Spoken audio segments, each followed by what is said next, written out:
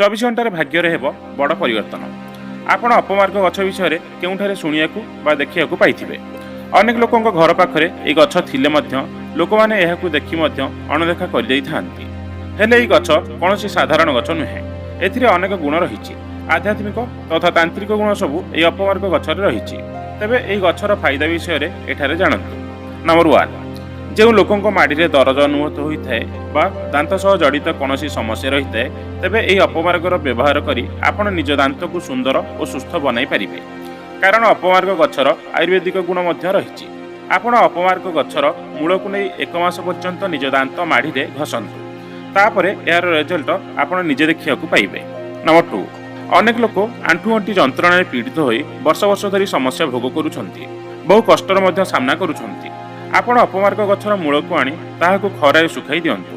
तापरे ताहाकू पाउडर बनई दियंतु। सेही पाउडर को सोरिष तेल रे गोलाई आंठु गंठी बा दरज अनुभूत होइतबा स्थान रे लगांतु। देखिबे बहुत जल्दी आपनकू एही जंत्रणारू मुक्ति मिलिबो। नंबर 3, टंकार महत्व आम समस्तक जीवन में बहुत अधिक रही है।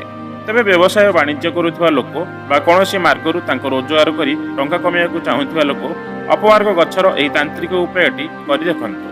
शुक्रवार दिन এই गछर बीज अर्थात ताहार फूल को छिड़ाई नहीं आसतु। तापरे ताहाकू तोली आनी एक नाली कपड़ारे ताहाकू धोई तापरे टिके सिंदूर लगे दियंतु। तापरे ताहाकू सेही नाली कपड़ारे गुड़ाई निज बेपार करुवा स्थान रे टंका रखुवा जागा बा आपनको टंका रखुवा कौनसी एक स्थान रे सुरक्षित भाव रखंतु। एही उपाय को सठिक भाव में मन में विश्वास रखी करिवा द्वारा यह बहुत भल फल देइथाय।